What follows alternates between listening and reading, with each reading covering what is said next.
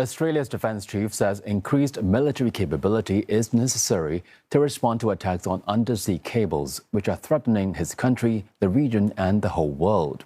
He was speaking to CNA on the sidelines of the Shangri-La Dialogue in Singapore. My colleague Tan Chi started by asking him why Australia is working on underwater drones with the US and the UK.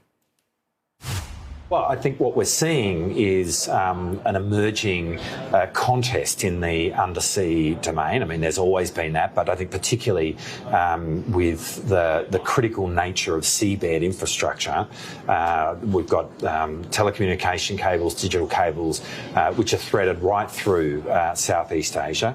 I mean, they are literally the connection of Australia to global commerce, and they are fundamentally the arteries of modern civilization. Now, we have seen an increase in attacks on or disruptions on that infrastructure around the world. It's really important that we do all subscribe to a set of rules which protects them, but equally what we seek to do is make sure that we have increased military capability which can defend them, and that's very important to our national interest, but it's obviously important to the future economic prosperity of this region, but in fact the entire world. The threat of these critical underwater infrastructure is mentioned here at this year's Shangri-La Dialogue many times, but no one is saying who is threatening them. Do we know? Well, what we have seen is activities in the grey zone.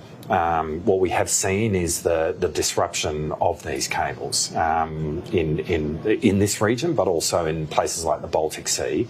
Now, maybe that's by accident, but even if it is, it demonstrates how vulnerable these really critical pieces of global infrastructure are.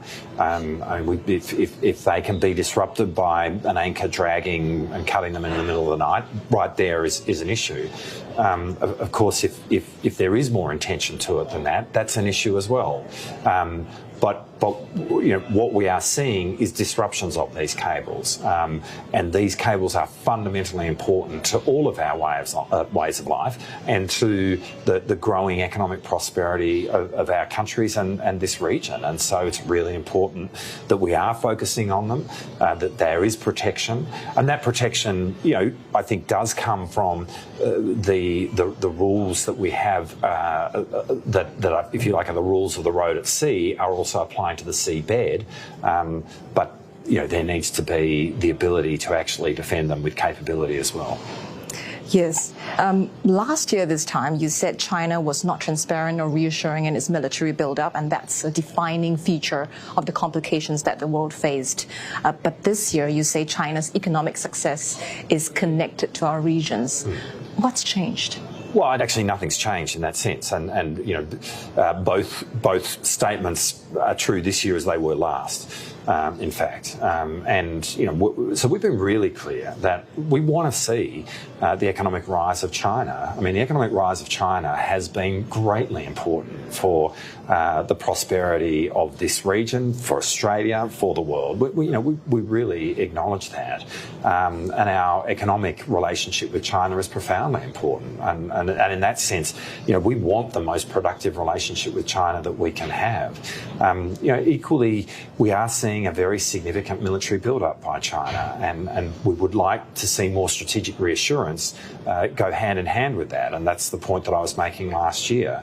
It's a point that we would continue to make, and we do in the conversations that we have with China. And where it all leads to is that we need to have more dialogue, but we need to be living in a world which is underpinned by rules that we all accept.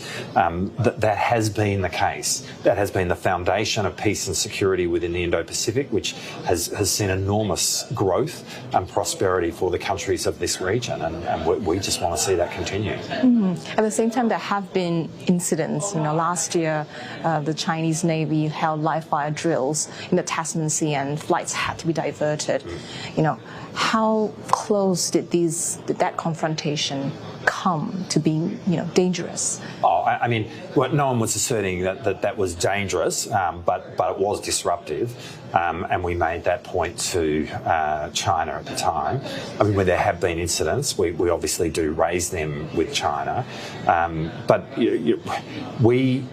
the activity of our defence forces are about trying to assert the rules-based order within our region. Most of our trade goes through this part of the world, and so it's highly relevant to Australia's national interest, to our national prosperity. That's what we are doing. That's all that we're doing. It's that we're not seeking to do anything other than see the rules apply. And obviously, what we want to do or what we seek is that every country abides by that and collectively invests in that.